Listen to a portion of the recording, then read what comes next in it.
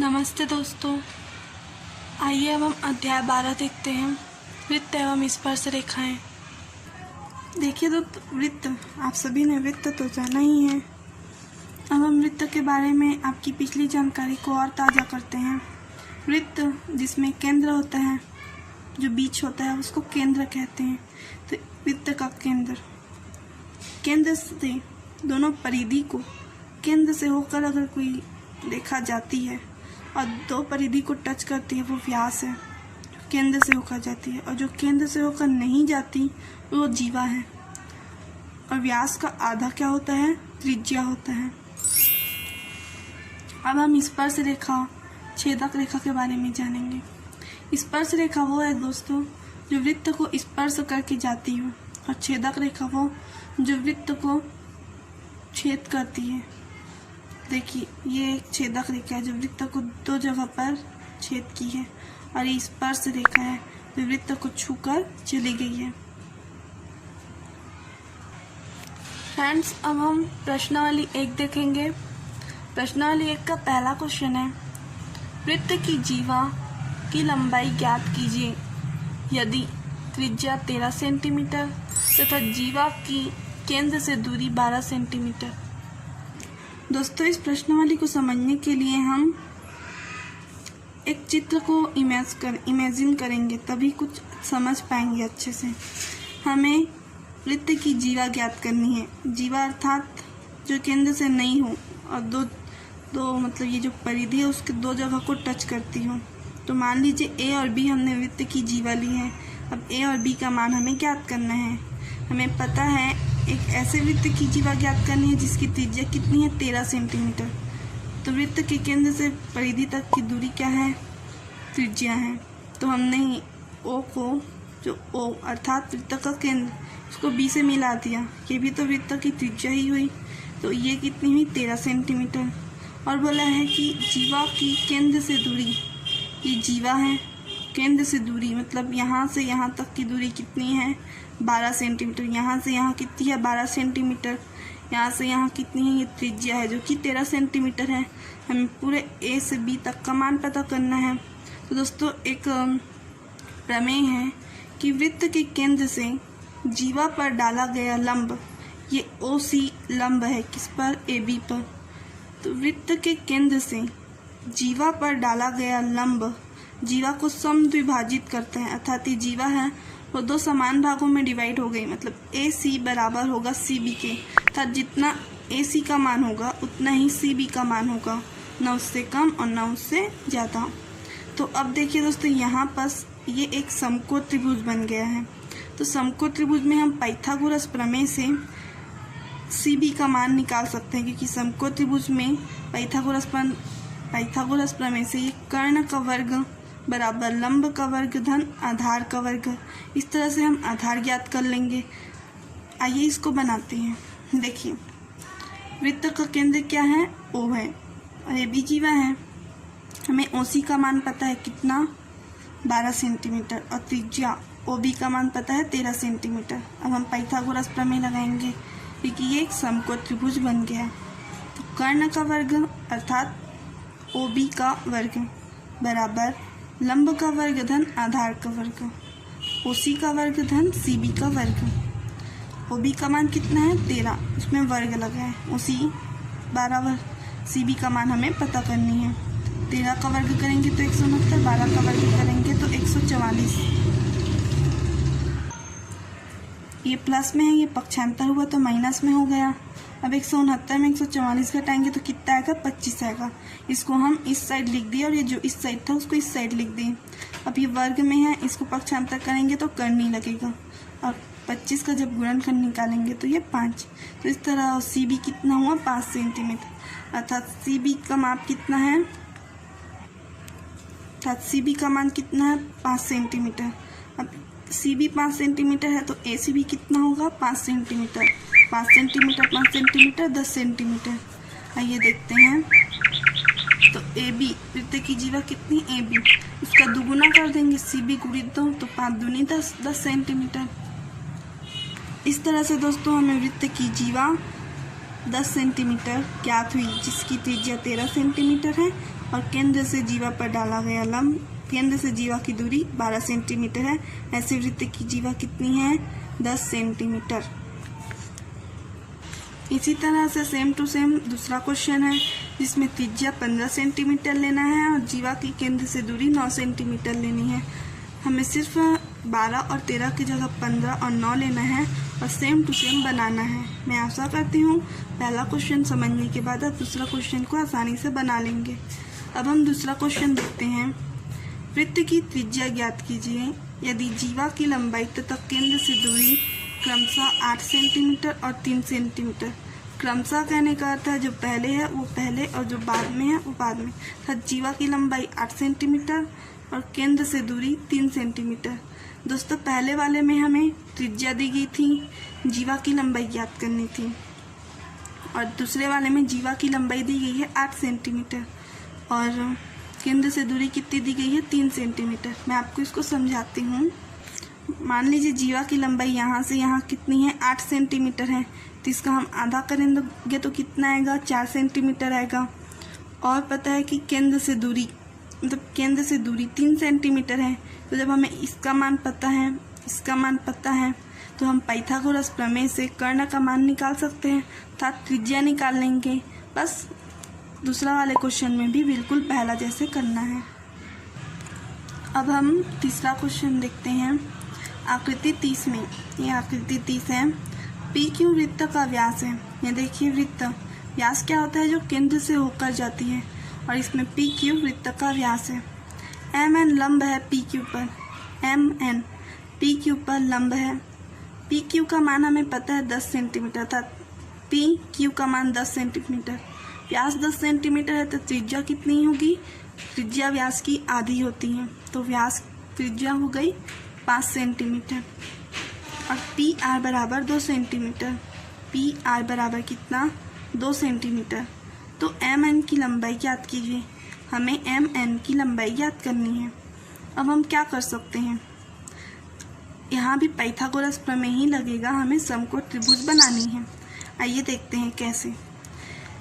यहाँ ओ को अगर एम से मिलाएंगे तो यहाँ पास अगर ओ को हम एम से मिला देते हैं तो यहाँ पास एक समकोण त्रिभुज बना। ओ एम क्या हुई? त्रिज्या है। त्रिज्या का मान हमें पता है, क्योंकि पी क्यू व्यास है और व्यास 10 सेंटीमीटर है, तो त्रिज्या कितनी हो गई? 5 सेंटीमीटर। टोटल हमें यहाँ से, और ओ पी भी क्या है? त्रिज्या ही है। ओ से पी तक भी क्या है? त्रिज्या है, जिसका मान कितना है? 5 सेंटीमीटर। और पी आर कितना है? 2 सेंटीमीटर। ओ पी में पी आर को घटा देंगे तो ओ आर निकल जाएगा, अर्थात 5 में 2 घटा देंगे तो कितना बच गया? 3 बच गया। अब हमें ये पता है 5, ये पता है 3, तो हम पाइथागोरस प्रमेय से एम आर पता कर सकते हैं। एम आर पता चल गया तो उसका दुगुना क्या होगा? एम आर का दुगुना एम एन हो जाएगा। आइए इसको बनाती हूँ। ये तो आपको समझ में आ गया ना कैसे बनाना है। अब देख भी लेते हैं कैसे बना। एम एन लंब है पी क्यू पर। पी क्यू का मान हमें पता है 10 सेंटीमीटर और पी आर का मान पता है 2 सेंटीमीटर। अब हम ओ पी ज्ञात करेंगे। ओ पी क्या है? त्रिज्या है। तो पी क्यू व्यास, तो पी क्यू का दुगुना कर, पी क्यू का आधा करेंगे तो हमें ओ पी पता चल जाएगा 5 सेंटीमीटर। अब ओ आर,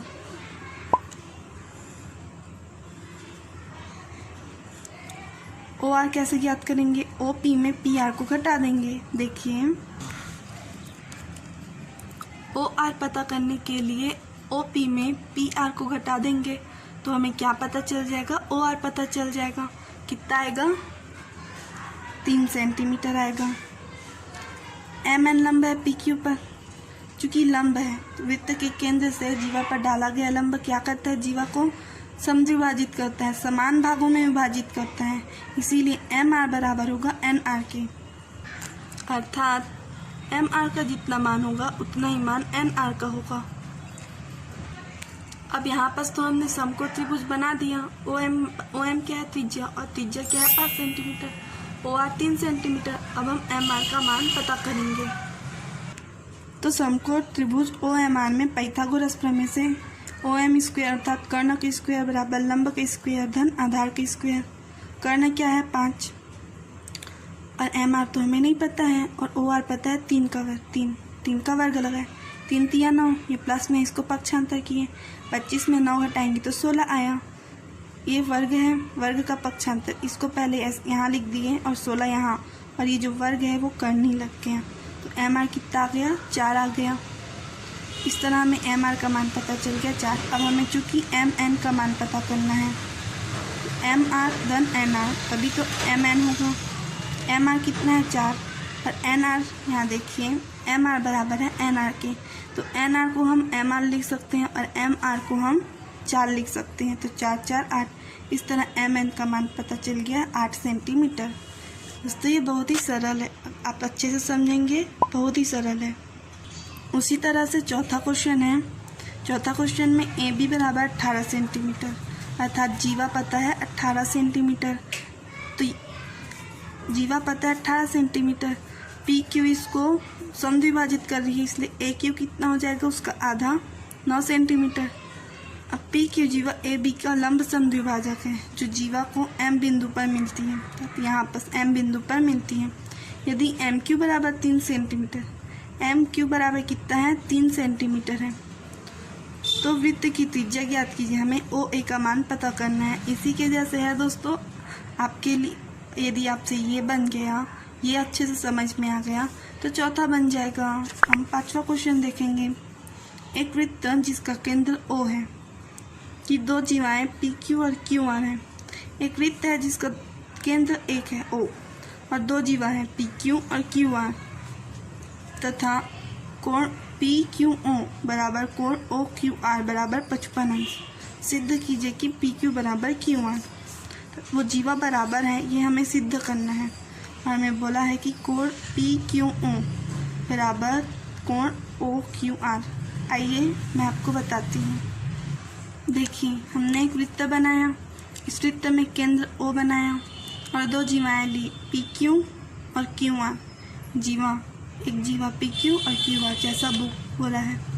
अब हमने कुछ माना, पी को ओ से मिलाया, आर को ओ से मिलाया और क्यू को ओ से मिला दिया। ठीक है, हमें दिया क्या है कि कोण पी क्यू ओ, कोण पी क्यू ओ बराबर 55 अंश और कोण ओ क्यू आर बराबर 55 अंश। हमें क्या सिद्ध करना है, पी क्यू बराबर क्यू आर। सिद्ध करते हैं, आइए। अब हम यहाँ एक त्रिभुज जैसे दिख रहा है, ओ पी क्यू एक त्रिभुज है। अब इस त्रिभुज में हम देखेंगे ओ पी बराबर ओ क्यू, ओ पी बराबर ओ क्यू। ओ पी भी वृत्त की त्रिज्या है और ओ क्यू भी क्या है, वृत्त की त्रिज्या है। वृत्त की त्रिज्या होने के कारण ये दोनों बराबर हैं।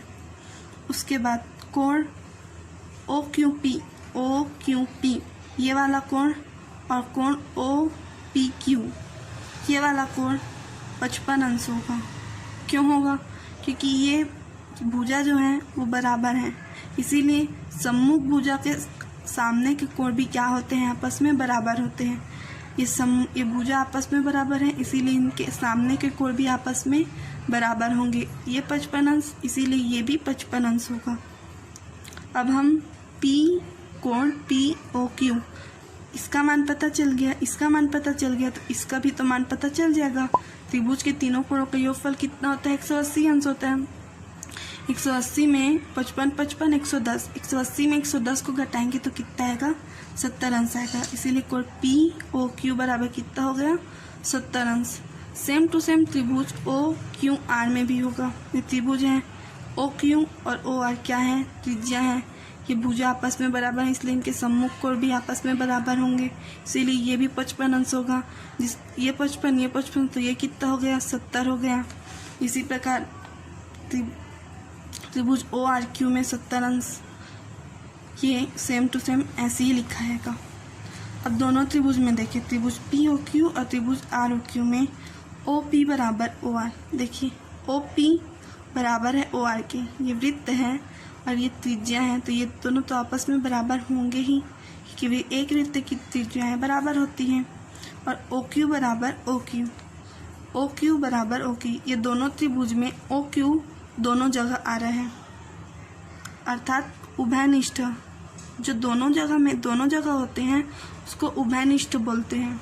तो उभयनिष्ठ भुजा देखिए, अब कोण POQ बराबर कोण ROQ, ये वाला कोण POQ बराबर कोण ROQ, ये दोनों कोण का मान कितना है 70 अंश है।